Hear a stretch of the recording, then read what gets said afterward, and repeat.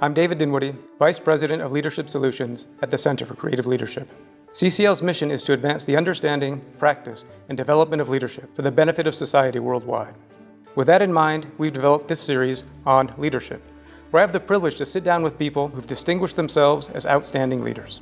We hope these interviews provide an opportunity to learn from these people, the challenges they've faced, the success they've celebrated, and the factors they believe to be critical to being a successful leader in today's society.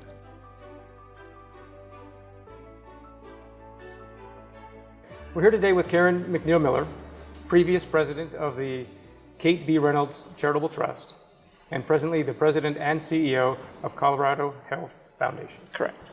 It is a pleasure to be with you today. Nice to meet you, and I'm so glad to be here.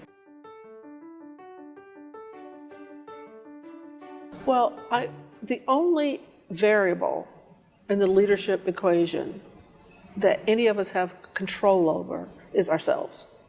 That's the only variable we can control. And so act like it.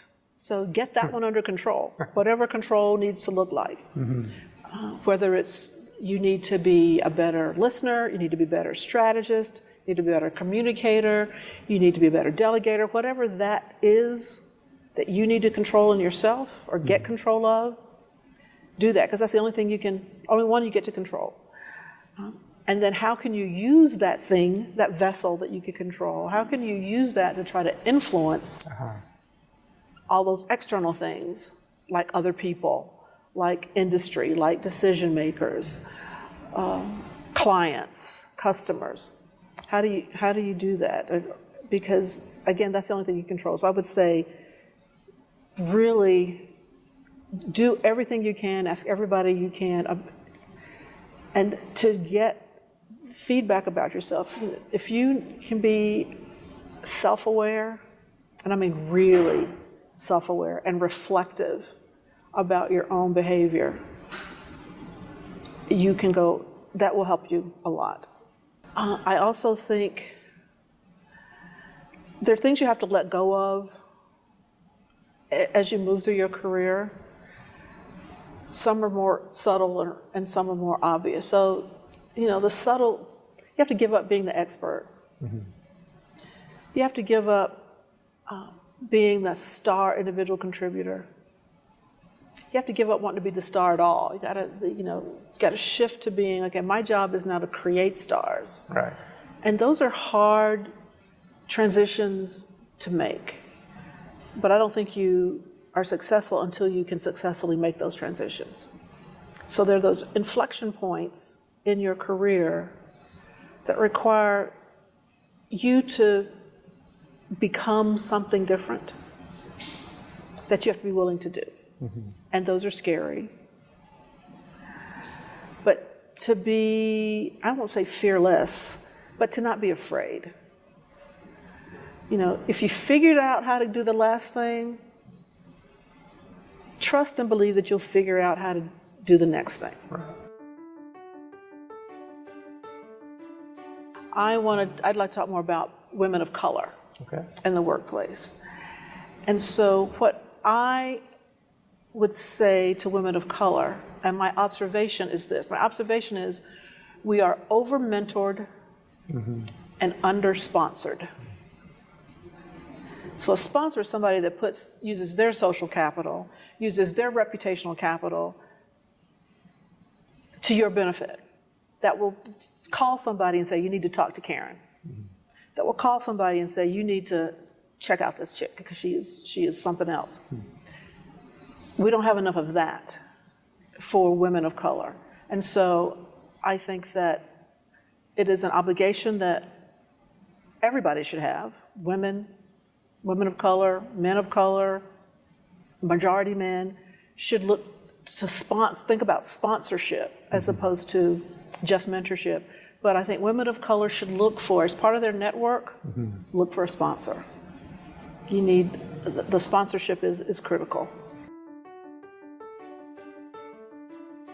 I think in this philanthropy space and in the two organizations that I have had the distinct pleasure to lead and am leading, there's been first a change in perspective of what's the role of the philanthropy. that it is not a transaction, that we're not like, you're going to apply for a car loan, give us your data, we'll make a decision, we'll cut you a check. That's not how change for humans happens. That we have to be engaged. It has to be a dialogue that we have to have, and we have to understand context. And that context matters for people, context matters for institutions, context matters for our organization. And so, number one, I think changing how we feel about the business that we're in, changing the level of engagement with the communities that we care about and who we have said that we are in service to, bringing a strategic focus. And so in both the organizations, I think in these organizations, we are moved from a letting 1,000 flowers bloom strategy to here are the 3 or 4 things we think the resources we have to bring to bear can help transform. Sometimes it's not that the organization doesn't notice or see your talent. It's that there are other people in line ahead of you. It's just not your turn yet. So I had to learn that because come on now, aren't I? I think I'm pretty good. But it was like, there were other people that were good too. And they were in line ahead of me. They'd been waiting longer and it was their turn. So I had to learn to wait my turn, to wait in a reasonable amount of time for my turn. Right. And not assume that I wasn't noticed. So I think that's one lesson I would say to folks. And the other is be willing to see yourself in other people, because I now, as I'm talking to 38-year-olds and 40-year-olds, and I just start laughing sometimes, and I think, I forget what it's like to be that sure about everything. Right. Where all my sentences ended in exclamation points. Well, now all my sentences end in question marks. I think the keys are not different than they are now. We just have to get better at them.